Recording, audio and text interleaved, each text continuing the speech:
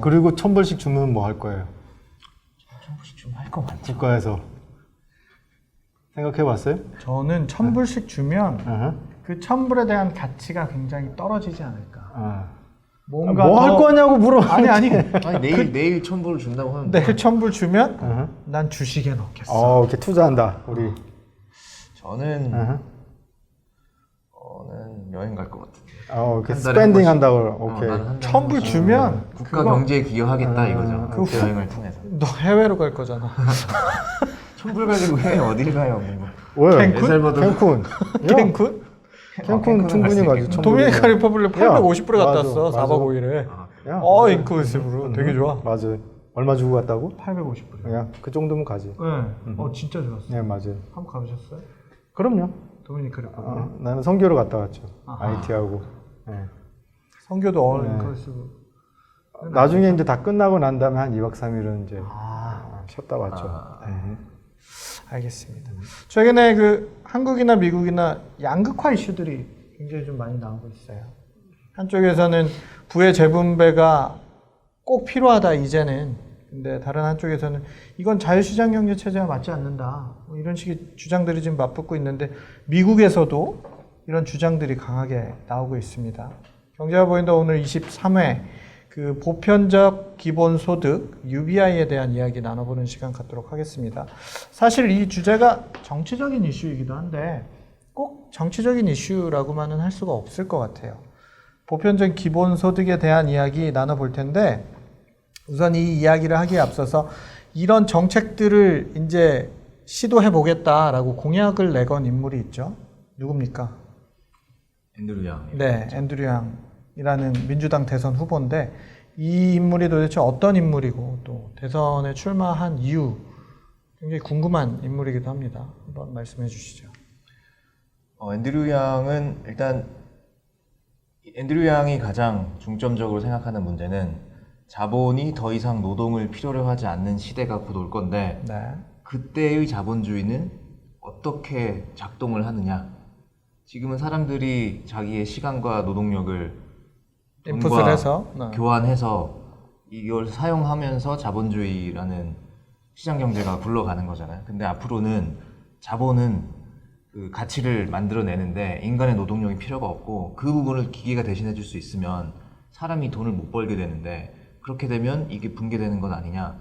이 문제에 대한 자신의 대안을 가장 최초의 그게 자신의 정치 철학이자 선거 전략으로 지금 이용을 하고 있는 후보라고 보는 게 아마 적당할 것 같은데요. 이 사람의 좀 배경을 살펴보자면 가장 최근에는 벤처 포 아메리카라는 비영리 단체를 운영을 했어요. 그러면서 그 경험을 토대로 이게 이 정도로 내가 해서는 이런 비영리 단체 같은 걸 운영해서는 이 직면해 있는 문제를 해결할 수 없다. 진짜로 근본적인 국가적인 차원의 변화가 필요하다는 생각이 돼서 그 당시에 누가 봐도 승산이 전혀 없는 대선 레이스에 이렇게 뛰어들게 된 건데 일단 이분은 뉴욕 출생이고요. 지금 44세인가 45세인가 그러니까 40대 중반쯤 되는 분이고 나이가 많지 않습니다. 보니까. 젊은 편에 속하죠. 지금 워낙에 민주당에서 또 젊은 후보들이 아주 젊은 후보들이 몇 명 있긴 한데 사실 앞서 나가고 있는 그 세 분, 뭐 조 바이든 아니면 워렌 그리고 이 버니 샌더스 그 세 분에 비하면 아주 젊은 꼬맹이 같은 분인데 대만 유학생 출신의 이민자 가정에서 태어났어요. 근데 이분의 부모님들은 UC 버클리에서 유학하던 시절에 만나서 결혼을 했고 특히 아버지 같은 경우는 버클리에서 물리학 박사를 받아서 커리어도 뭐 상당히 대단한 분이고 IBM GE 같은 데서 일을 하셨고 그분 이름으로 갖고 있는 발행된 특허만 한 70개가 된대요. 금수저군요, 이분. 일단 두뇌를 금수저를 타고났다고 네, 봐야죠. 네, 뭐 돈이 사업을 하는 사람은 아니니까 어마어마하게 많을지 모르겠는데. 부럽습니다. 네. 그리고 뭐 사실 금수저라고 할 만한 게 그 명문 필립스 엑시터 아카데미라는 게 사실 미국에서 가장 좋은 기숙사 학교. 그런가요? 네, 거기는 아무나 보낼 수가 없는 학교인데 돈만 있다고 보낼 수 있는 것도 아니고. 뭐 집안도 보고 배경도 보고 뭐 이런 거 다 보는군요. 뭐 본인도 특출해야만 갈 수 있는 데기도 한데 거길 졸업하고 브라운 대학에서 경제학 공부하고 콜롬비아 대학에서 법대를 졸업했으니까 엘리트 코스를 20년 엄친하군요. 네, 엄청나죠. 그래서 밟아왔죠. 그리고 졸업하고 나서 대형 법무법인의 상업법을 전문으로 하는 법무법인에 취직을 했다가 네. 5개월 만에 자기는 견딜 수가 없어서 때려치고 나왔대요. 네. 자기 얘기를 해요. 그리고 나서 사업가의 길을 걸어왔는데 본인 스스로가 시리얼 엔트러프르너라고 이렇게 이야기를 할 만큼 이것저것 많이 했어요. 조그만 뭐 펀드레이징 하는 회사도 웹사이트 차려가지고 팔기도 하고 망한 것도 있고 그나마 좀 성공을 거둔 것도 있고 그러다가 이분이 좀 큰 성공을 처음에 거둔 거가 맨하탄 프랩이라는 네. 그 대학원 입시 시험이죠. 이게 GMAT, 네. GMAT 준비해주는 그런 학원인데 네. 뉴욕에서 시작을 해가지고 전국에 69개 지점을 둘 만큼 성장을 했고 나중에는 네. 카플란한테 팔렸죠. 카플란이면 사실 이 업계에서 가장 큰 손이기 때문에 이때 나름 좀 어느 정도 부를 쌓았던 것 같아요. 그러면서 지금 대선에 출마하게 된 동기랑 상당히 좀 비슷한 의도에서 티치 포 아메리카라는 그 단체가 있잖아요. 그 단체에서 착안한 벤처 포 아메리카라는 회사를 차린 거예요. 이 회사는 명문대에서 대학 졸업을 하는 어린 친구들을 한 2, 3년 정도 티치 포 아메리카는 교육과의 뜻이 있는 친구들을 아주 가난한 동네에 있는 학교에 보내서 그 학교의 교육 시스템을 좀 바꿔보는 뭐 그런 의도가 있다면 이분 같은 경우, 그러니까 벤처 포 아메리카 같은 경우는 사업가의 뜻이 있는 아주 젊은 20살짜리, 21살짜리 친구들을 좀 소도시, 특히 뭐 중부 러스트벨트 지역이나 아니면 남부 지역이나 한때는 산업이 있었으나 쇠퇴해서 쇠락해 있는 그런 중소도시. 그쵸. 그런 중소도시에서 시작된 스타트업 기업들에다 꽂아주는 네. 그런 일을 했죠. 그게 비전을 가지고 상당히 많은 관심을 받았고 뭐 각종 다큐멘터리에도 나오고 테드 토크 같은 그런 식의 강연자로도 이렇게 여기저기에서 많이 오라고 해서 각광을 받았던 사람인데 네. 최근에 이분이 이 시절에 대한 인터뷰를 했는데 그때 내적 갈등이 엄청났대요. 왜냐면 이 사람을 강연자로 부르는 이유는 이 사람이 운영하고 있는 이 회사의 비전이 마치 엄청난 것처럼 엄청난 일을 하고 있는 것처럼 사람들이 생각을 했기 때문인데 네. 자기가 알았다는 거예요. 전혀 충분하지 않았다. 이거죠. 이걸로 해결할 수 있는 게 없다. 이걸로 해결할 수 있는 정도의 문제가 아닌데 이 부분에 대한 문제를 해결하기 위해서는 진짜로 큰 틀을 바꿔야 된다. 틀 정책적인 자체를 이슈를 바꿔야 된다라는 생각이 내걸어야 있어서 된다. 아주 모두의 예상을 뛰어넘고 대선에 뛰어들게 된 거죠. 네. 그것도 그렇고 2016년도에 그 트럼프 대통령이 그 전통 그 민주당 텃밭인 이 위스콘신, 미시간, 오하이오, 펜실바니아에서 그 승리하면서 대통령이 됐잖아요. 네. 그러니까 이 사람은 원래 민주당 출신인데 원래 그 텃밭이었던 민주당이 제대로 공약을 하지 못해서 정통 그 블루 칼라 화이트 아메리칸한테 제대로 그들의 그 공략하지 못했기 때문에 사실은 실패했고 트럼프가 대통령이 된 거에 대해서 이 사람도 이제 쇼킹 먹고 자기도 이제 이 문제에 대해서 해결하고 심각하게 생각을 하고 그렇죠. 자기가 뛰어들게 된 그렇죠. 그런 이제 계기가 된 거네요. 그러면 앤드류 양 후보가 내걸고 있는 공약 가장 솔깃한 공약 그렇죠. 월 1,000불씩 준다. 예, 기본소득으로. 보편적 기본소득. 저희 방송 전에 1,000불 주면 뭐 할 거냐. 예. 요 얘기를 하기도 했잖아요. 요 공약에 대해서 좀 구체적으로 설명해 주시죠. 예, 일단 뭐 아무 조건 없이 국가가 18살 이상의 시민권자를 갖고 있는, 그러니까는 갖고 있는 사람들에게 아무 조건 없이 그냥 국가가 지불해 주는 거예요. 그래서 근데 지금 현재 많은 지금 미국에 한 60개가 넘는 그 웰페어 프로그램들이 있는데 여기에는 항상 어떤 조건이 따르는데 조건 없이 준다는 것이죠. 그래서 지금 이 앤드류 양이 이제 이 Universal Basic Income 이 기본소득을 뭐라고 부르냐면 Freedom Dividend, 그래서 자유 뭐 배당금. 자유배당금.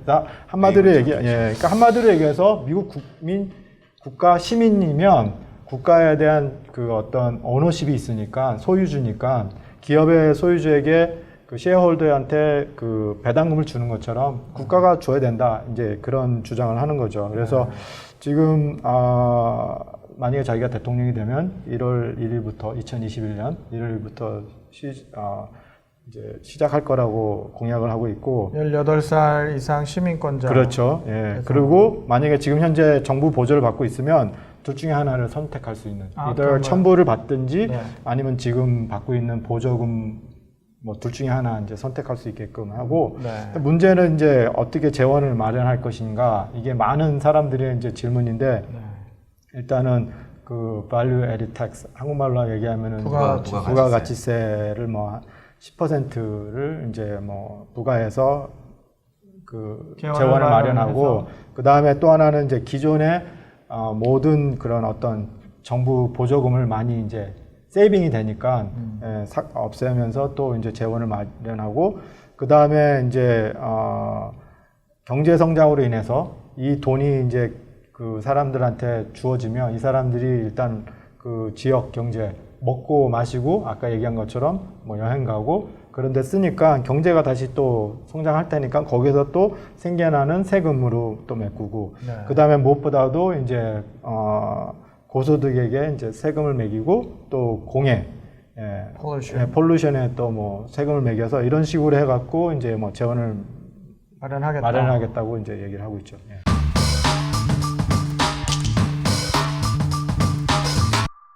조 기자가 지난번에 그 앤드류 양 후보 왔을 때 그 취재를 다녀왔죠. 네, 그때 네. 제가 뭐 인터뷰를 시도를 했는데 네. 인터뷰는 결국 하지 못했고 유세 현장에만 다녀왔습니다. 분위기가 좀 어땠고 어떤 얘기들을 하던가요?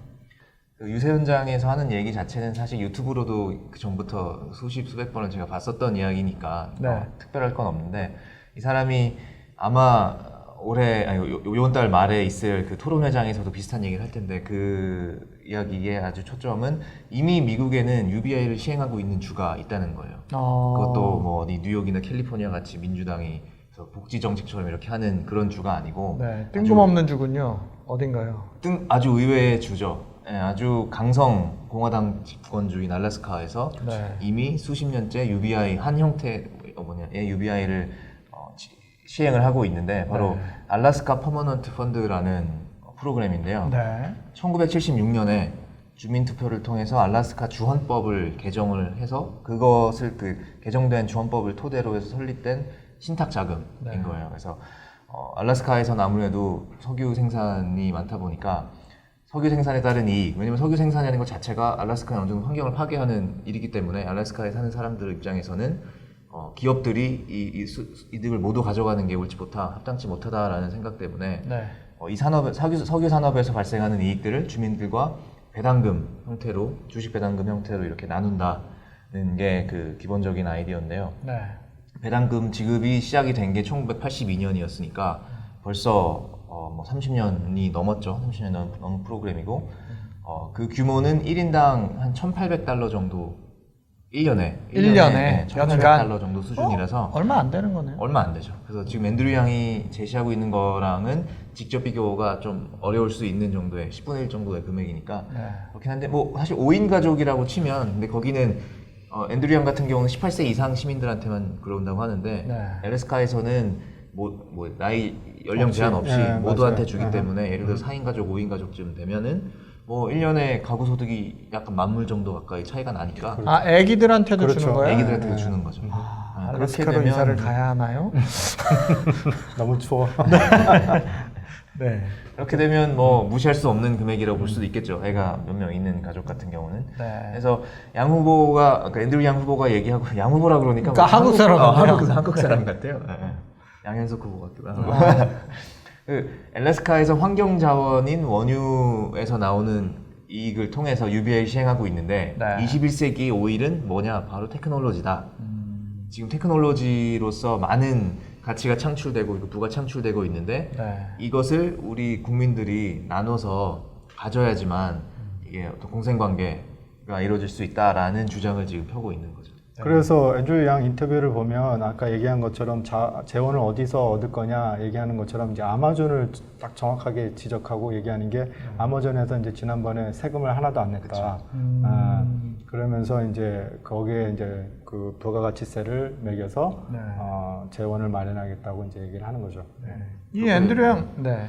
그렇게 되면 뭐 아마존이나 아니면 애플 같은 경우도 지금 본사가 뭐 캘리포니아에 있다고 하지만 사실 아일랜드에 가 있고 세금을 피하기 위한 목적으로 외국으로 이렇게 본사를 텍세이븐이라고 부르는 그런 데로 옮기잖아요. 네. 그런 것도 다 소용이 없다 이거죠. 왜냐하면 그렇죠. 부가가치세 같은 경우는 여기에 상업 활동을 하려면 어쩔 수 없이 이 자기네가 이익을 취하기 위해서는 반드시 발생할 수밖에 없는 세금이기 때문에 여러 면에 있어서 효과적이다라고